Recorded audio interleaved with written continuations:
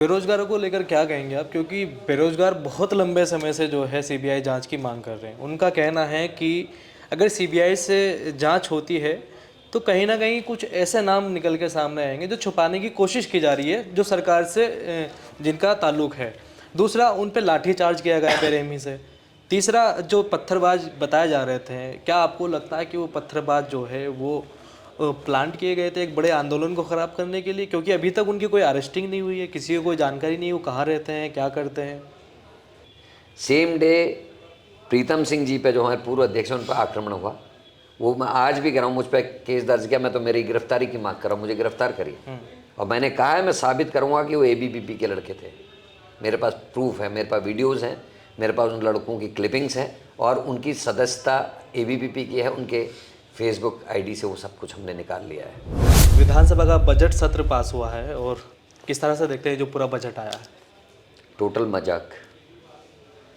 Budget सत्र है और जिस भराड़ी सेन को ग्रीष्मकालीन राजधानी बनाया, उस राजधानी में सरकारी कामकाज कैसे चलेगा? 3 साल तो कोई वहाँ सत्र ही नहीं चला। अच्छा, आपका एक बयान आपने दिया था, उसे हालांकि कई लोगों ने विवादित बताया था कि पीएम मोदी मेरी मिट्टी पर आकर ड्रामा करते हैं, अपने आप को शिव से बड़ा दिखाते हैं। देखिए, इसमें मैंने कोई गलत नहीं कहा, मैं अपने शब्दों पे आज पे कायम हूँ।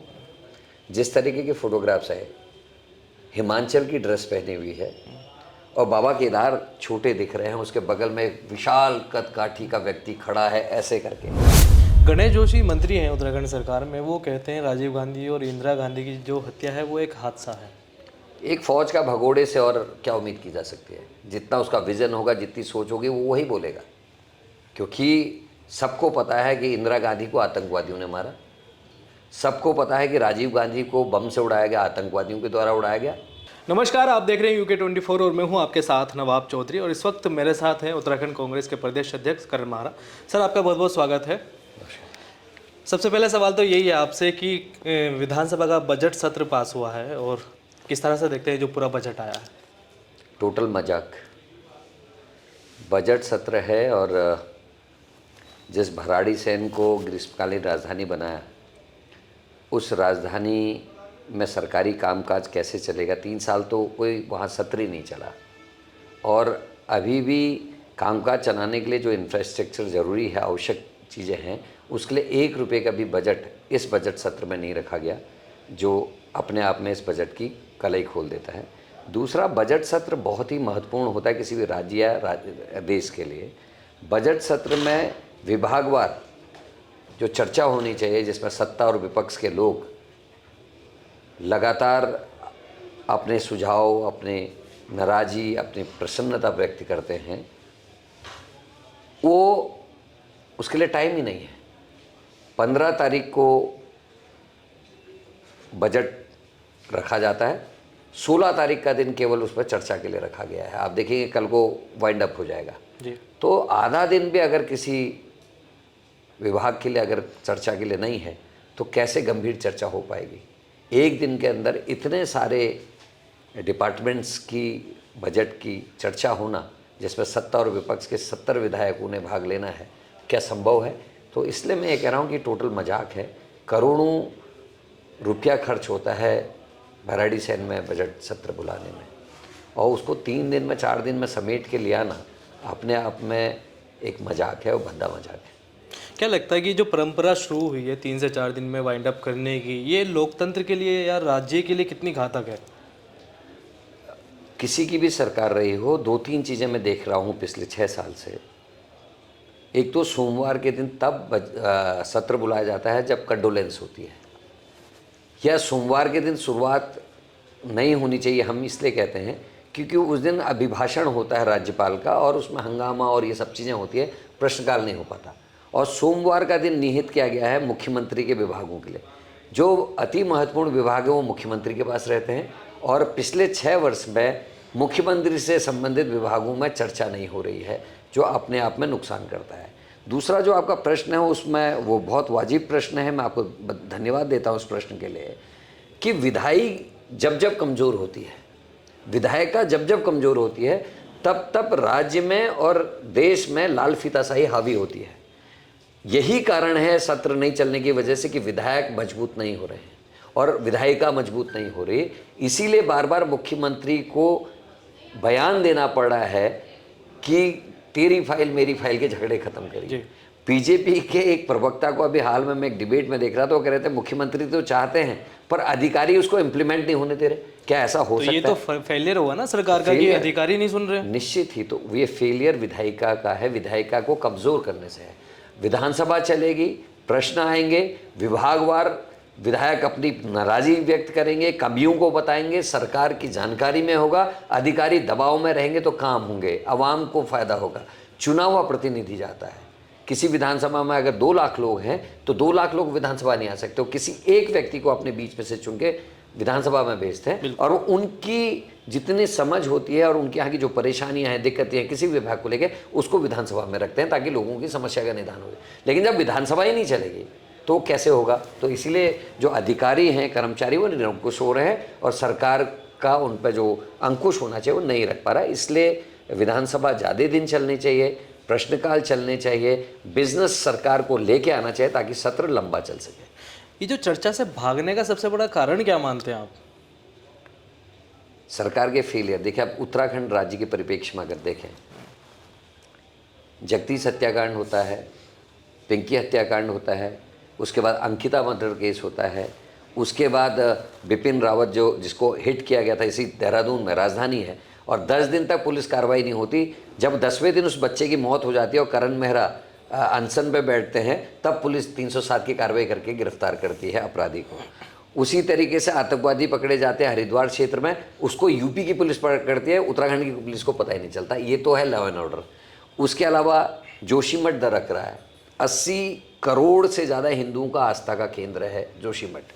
उसके अलावा हमारे कर्णप्रयाग में बहुगुणा नगर टूट रहा है, 38 से ज़्यादा मकान ध्वस्त हो रहे हैं। हाँ, जोशीमठ के अलावा इसके अलावा उत्तरकाशी, टिहरी में आप देख रहे हैं आंदोलन चल रहा है, उनके घरों में दरारें आ रही हैं। उसके अलावा कर्णप्रयाग रेल लाइन की वजह से बहुत सारे ऐसे, गोपेश्वर, धारचूला में एक पूरा इलाका टूटने वाला है जिसमें कई हज़ार परिवार रह रहे हैं। कपकोट में इस तरीके की दिक्कत है। मतलब पूरा ये नया जो हिमालय बना है इसमें खतरा हो रहा है लोगों के जनजीवन को। इस विषय को सरकार ने बिल्कुल गंभीरता से नहीं लिया। जोशीमठ में तो 1 साल पहले, 2 साल पहले बल्कि रेहड़ी कांड हुआ था जिसमें फ्लड आ गया था टनल के अंदर एनटीपीसी की, और उसमें 17 लोग मरे थे। उसके बाद भी अगर चेंज जाते तो ऐसी स्थिति नहीं आती, लेकिन सरकार नहीं मानी, ना उन्होंने ध्यान दिया। और इन सारे घटनाक्रमों के बाद भर्ती घोटाले, SSSC भर्ती घोटाला होता है, अध्यक्ष इस्तीफा देता है एस राजू, और एस राजू ये कहते हुए इस्तीफा देते हैं कि मैंने 3 बार अथॉरिटीज़ को जानकारी दी लेकिन कार्रवाई नहीं हुई और सफ़ेद पोस्ट नेता मुझे जांच से रोक रहे हैं। तो वो बहुत बड़ा एक्सप्रेस। अच्छा, यही कारण है कि सीबीआई जांच नहीं हो रही है? यही कारण है। क्यों? क्योंकि कौन पकड़ा गया? हाकम सिंह, बीजेपी का जिला पंचायत सदस्य, संजय धारीवाल इनका मंडल अध्यक्ष, इनका सचिव चौहान बीजेपी का, और सचिव जो अध्यक्ष थे वो पहले आरोप लगा चुके कि सफ़ेद पोस्ट नेता मुझे जांच नहीं करने देना चाह रहे। मतलब हाकम सिंह से लेके धारीवाल से लेके चौहान के जो संरक्षक हैं, जो उनको सफ़ेद पोस्ट नेता जो उनको संरक्षण दे रहे हैं, उस तक ये जांच ना जाए, इसलिए सीबीआई जांच से बचा जा रहा है। आज तो हाकम सिंह की भी जमानत हो गई, आज तो मुख्य आरोपी की भी जमानत हो गई। क्या सरकार जताना चाहती है? इसीलिए हम कह रहे थे कि हाई कोर्ट के सिटिंग जज की देखरेख में सीबीआई की जांच हो, क्योंकि हमको सीबीआई पे भी पूरा भरोसा नहीं है। सीबीआई भी केंद्र सरकार के अंडर में काम करती है और केंद्र में भी बीजेपी की सरकार। इसलिए हम चाह रहे थे कि सारे प्रपत्र हाई कोर्ट के सिटिंग जज की अध्यक्षता में जमा हो और वहाँ से इश्यू हो और उसी रूप में वापस आए ताकि टेम्परिंग ना हो सके। लेकिन सरकार उस वीआईपी को, सफ़ेद पोस्ट नेता को, वीआईपी बचाने का कल्चर आ गया इस राज्य में। अंकिता मर्डर केस में अंकिता ने मरने से पहले जो व्हाट्सएप मैसेजेस किए हैं वो साफ बता रहा है कि किसी सफ़ेद पोस्ट वाइट कॉलर के व्यक्ति को, किसी वीआईपी को एक्स्ट्रा सर्विसेज देने के लिए उस पर दबाव है। ये उसने मरने से पहले, उसको बयान माना जाना चाहिए। उस सफ़ेद पोस्ट नेता को बचाने के लिए, उस वीआईपी को बचाने के लिए डोजर चला दिया। डीएम ने 2 बार अपने बयान बदले, उसको देखा जाना चाहिए। उसके बाद वहाँ आग लगा दी गई। अंकिता के बिस्तर को जो है स्विमिंग पूल में डाल दिया गया। अंकिता के कमरे में आग लगा दी गई। फॉरेंसिक जांच के लिए तथ्य ना जुट पाए। तो सरकार कौन वीआईपी को बचा रही है?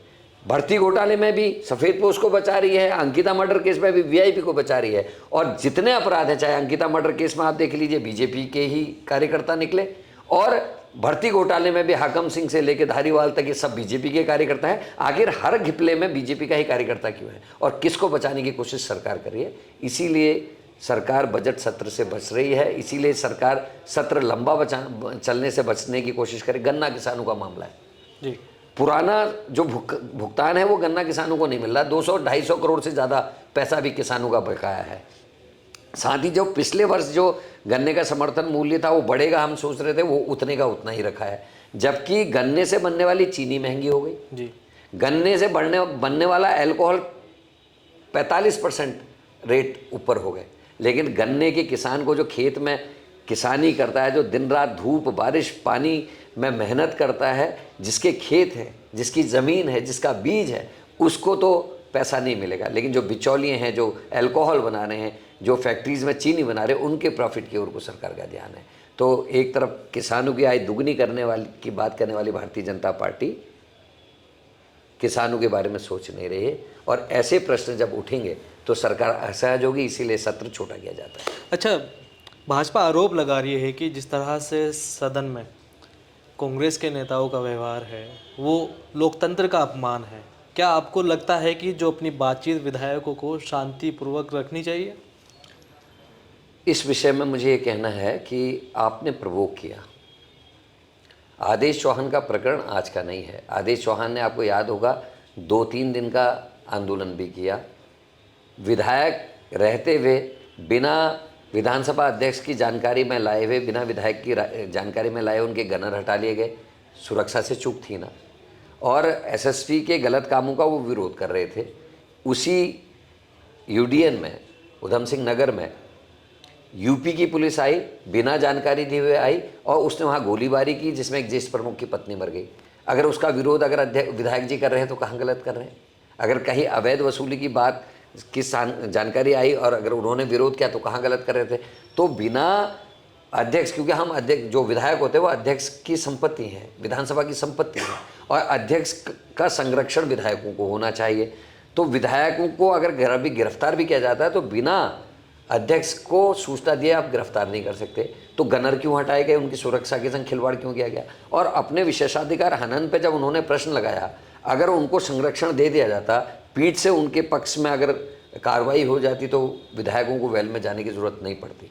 और ये 6 महीने से प्रकरण चल रहा है, 6 महीने से कार्रवाई क्यों नहीं हुई? आखिर मुख्यमंत्री का इतना प्रिय वो एसएसपी या पुलिस का अधिकारी क्यों है, जिसके यहाँ गोलीबारी में ज्येष्ठ प्रमुख मर जाता है, जिसके यहाँ से अनेकों किस्म की शिकायतें आ रही, लेकिन उसका ट्रांसफ़र नहीं होता? पूरे प्रदेश में सबके ट्रांसफ़र होते हैं, लेकिन उस एसएसपी का ट्रांसफ़र नहीं होता। तो कौन सा चारा बचा था कि शालीनता से बात की जाए? जब आदमी 4-5 महीने तक चिल्ला रहा है, उसकी बात नहीं सुनी जा रही, तो उसके बाद चारा क्या बचता है? वो यही सब करेगा। अच्छा, सबसे जो बड़ी बात है वो ये है कि अभी चुनाव आने वाले हैं, 2024 का भी चुनाव है और निकाय चुनाव भी है जी। तो इससे पहले आखिर क्यों जो कांग्रेस की आपसी कला है उसको ख़त्म नहीं किया जा रहा है? कौन सी कला है? कई बार देखने को मिलता है। नहीं, ये तो बीजेपी में देख रहा है। नहीं, वो देखता है, आप लेकिन देखिए, बीजेपी तो चुनाव में परफॉर्म अच्छा कर रही है ना। फिर भी 70 साल तक कांग्रेस भी अच्छा करती रही।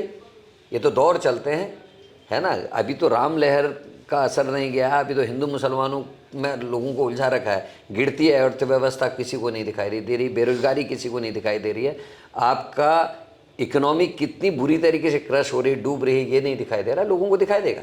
अभी सबके बच्चे, बेटे बेटियां पढ़ी लिखी घर में बेरोजगार पड़ी है, अभी दिखाई नहीं दे रहा, क्योंकि नैरेटिव हिंदू मुस्लिम का सेट किया गया है अनेकों माध्यमों से। तो ऐसा नहीं कि परफॉर्म बहुत अच्छा कर रही है, इस समय के हालात ऐसे हैं। और झगड़ा तो हमसे ज़्यादा बीजेपी में है। पूर्व मुख्यमंत्री नए मुख्यमंत्री के टाइम में खनन और अनेक किस्म की बातें उठाते, तो वर्तमान मुख्यमंत्री कहते हैं कि मैं बचपन से मछली पकड़ता था, और मेरा अनुभव कहता है कि जो मछली ज़्यादा बड़ा मुंह खोलती है वो जल्दी फंसती है। तो उन्होंने पूर्व मुख्यमंत्री जी की ओर इशारा किया था। तो वहाँ हमसे ज़्यादा झगड़े हैं। वहाँ मुख्यमंत्री की बात मंत्री नहीं सुन रहे, अधिकारी नहीं सुन रहे।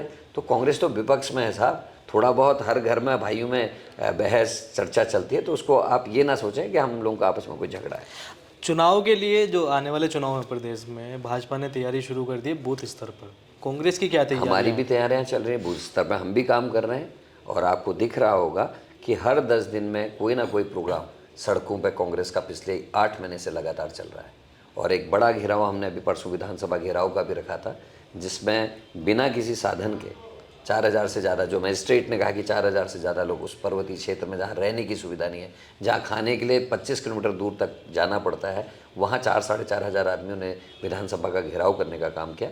ये दिखाता है कि आवाम परेशान है और कांग्रेस का कार्यकर्ता अब लड़ने के लिए तैयार है। अच्छा, आपका एक बयान आपने दिया था, उसे हालांकि कई लोगों ने विवादित बताया था कि पीएम मोदी मेरी मिट्टी पर आकर ड्रामा करते हैं, अपने आप को शिव से बड़ा दिखाते हैं। देखिए, इसमें मैंने कोई गलत नहीं कहा, मैं अपने शब्दों पे आज पे कायम हूँ। जिस तरीके के फोटोग्राफ्स आए, हिमाचल की ड्रेस पहनी हुई है और बाबा केदार छोटे दिख रहे हैं, उसके बगल में एक विशाल कद काठी का व्यक्ति खड़ा है ऐसे करके, तो मैं क्या कहूँगा। जिस बाबा केदार का जो आभूषण है, जो उनका श्रृंगार है, वो राख है, भस्म है, उस बाबा केदार के यहाँ सोना मढ़ा जा रहा है, तो मैं क्या कहूँगा। और ड्रामा कहने के पीछे भी कारण था कि अंकिता मर्डर केस हुआ था उसी समय। राहुल गांधी ने केरल में भी याद रखा, एक दिन पूरा समर्पित किया अंकिता को, होर्डिंग्स लगाए और पूरी यात्रा में उस दिन अंकिता को लेकर यात्रा थी। लेकिन इस धरती पर आने वाले नरेंद्र मोदी, जो हमारे देश के प्रधानमंत्री हैं, जो ये कहते हैं कि मैंने इन हिमालय में मैंने तपस्या की है, एक शब्द ना मन की बात पे, ना केदारनाथ की यात्रा में अंकिता को न्याय दिलाने के लिए एक शब्द नहीं बोला। यहाँ पर मुझे ड्रामा लगता है। और जहाँ पर शालीनता से ईश्वर के सामने खड़ा होना चाहिए, वहाँ आप फैंसी ड्रेस की तरह अलग अलग कपड़े पहन के कभी गुफा में ड्रामा, कभी बाहर ड्रामा करेंगे, तो उसको ड्रामा ही कहेंगे। और हम डरते नहीं हैं, जो जैसा है भोले बाबा की कृपा है, उनकी छत्र छाया में रहते हैं, किसी से डरते नहीं हैं, जो सच है वो बोलते हैं। जोशीमठ 80 करोड़ से ज़्यादा हिंदुओं की आस्था का केंद्र है। क्या किया? क्या इसको केंद्रीय आपदा घोषित किया?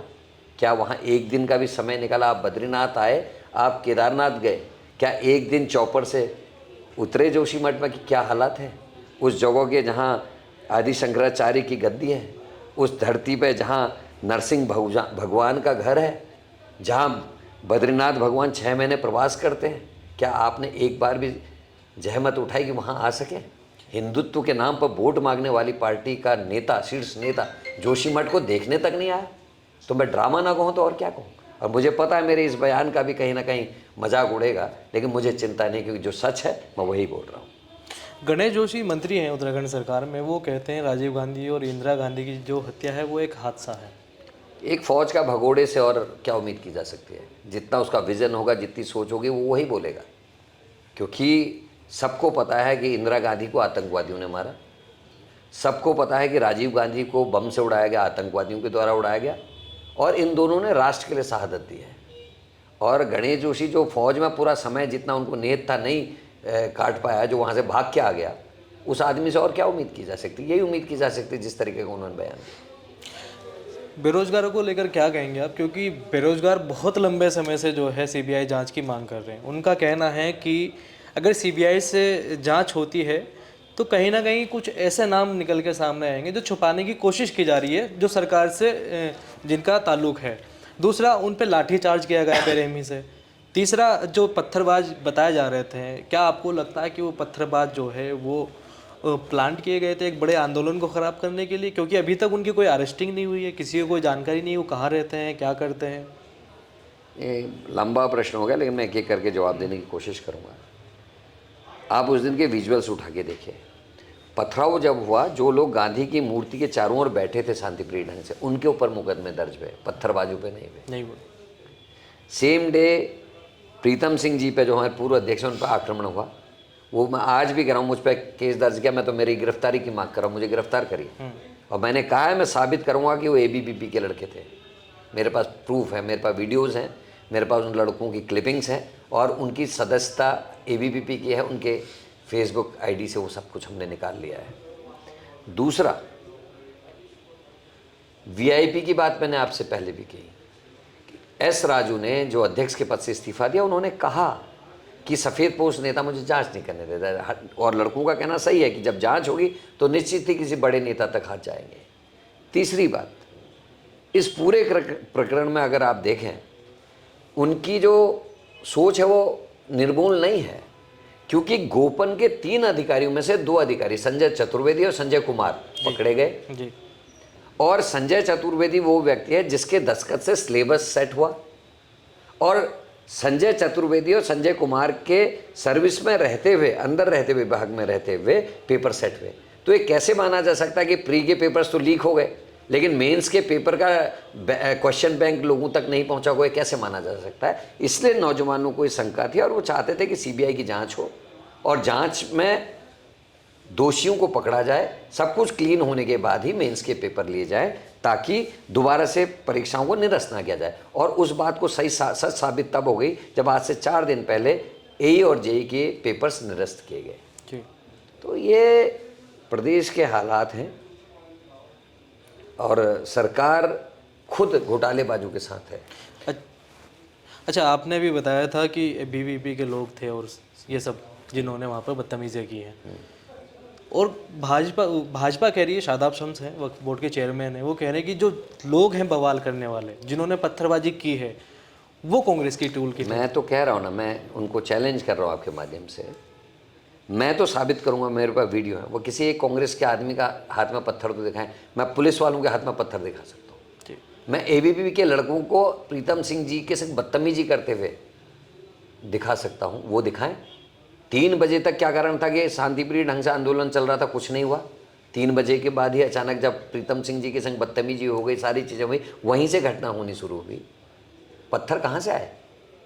कौन वो लोग थे? किसने प्लान किया? और जो जांच बैठाई थी उसकी रिपोर्ट अभी तक क्यों नहीं आ रही पत्थर की? सरकार कहते कि साहब सही हुआ, बड़े अधिकारी, और जांच किसको सौंप दी? पुलिस को ही, जिसके ऊपर आरोप है कि इन्होंने लाठीचार्ज किया। किसके आदेश से लाठीचार्ज हुआ? अभी तो यही साबित नहीं हुआ। क्या मजिस्ट्रेट ने लाठीचार्ज के आदेश दिए या नहीं दिए? ये भी अभी साबित नहीं हुआ। और पुलिस ही जांच करेगी। वही कातिल, वही मुंसिफ, अकबरा मेरे करूं कत्ल का दावा किस पर? अजीब सा हालात हैं। आप ही के कर्मचारी, आप ही के पदाधिकारी पकड़े जाएं, आप दोष कांग्रेस को दो। आपके ऐसराजू आरोप लगाएं, आप दोष कांग्रेस को दो। पहली सरकार देख रहा हूं पूरे देश में, 2000 से ज़्यादा कानून इस देश में लागू हैं, जो कानून बनने के बाद वाहवाही लूटने के लिए जिले जिले में प्रदर्शन कर रहे कार्यक्रम। क्यों? क्योंकि कुकृत्य क्या है, गलत काम किया, उसको ढकने की कोशिश है। और मैं उनसे ये भी पूछना चाहता हूँ आपके माध्यम से, कल्याण सिंह जी अविभाजित उत्तर प्रदेश के मुख्यमंत्री थे, आदरणीय राजनाथ सिंह जी शिक्षा मंत्री थे, उस समय नकल अध्यादेश लाया था, क्या उसका पालन किया? क्यों नया कानून बनाने की जरूरत पड़ी आपको जब ऑलरेडी एक कानून है? सरकार से बड़ी उपलब्धि बता रही। हाँ, निश्चित ही, क्योंकि पहला मुकदमा उस पर दर्ज हुआ जिस नौजवान ने आरोप लगाया कि मेरी कॉपी सीलबंद नहीं आई है, हो सकता है पेपर लीक हुआ है, जिसके घर में चोरी हुई, उस पर चोरी का मुकदमा दर्ज हुआ। तो सरकार को तो अपनी पीठ ठोकनी ही चाहिए, और बीजेपी से और उम्मीद कर भी कह सकते हैं। कैग की भी रिपोर्ट आई है, उस पर क्या कहेंगे? कैग ने माना है कि 7,000 करोड़ से ज़्यादा की धनराशि का दुरुपयोग हुआ है और बहुत बड़ा घोटाला हुआ है। सरकार के मंत्री को, उस विभाग के सचिव को इस्तीफ़ा देना चाहिए, जांच होनी चाहिए, और उसमें क्योंकि बिना संरक्षण के तो ये सब नहीं हुआ होगा, मंत्री को तत्काल भाव से इस्तीफ़ा लिया जाना चाहिए, सचिव को हटाया जाना चाहिए, उसके बाद जांच होनी चाहिए, दोषियों के खिलाफ कार्रवाई होनी चाहिए। 2024 और निकाय चुनाव को लेकर क्या तैयारी है कांग्रेस की तरफ? कांग्रेस बूथ लेवल पर मजबूती से काम कर रही है, प्रभारी बनाए गए हैं जो अपने अपने स्तर पर काम कर रहे हैं, क्योंकि ये चुनावी रणनीति है, इसको मैं कैमरे में नहीं कहना चाहूँगा। तो अपने अपने पॉलिटिकल डिसीजंस कुछ हैं, उनको हम ले रहे हैं, और निश्चित ही आपको रिजल्ट्स अच्छे दिखाई देंगे। हमसे बात करने के लिए बहुत बहुत धन्यवाद आपका। Thank you.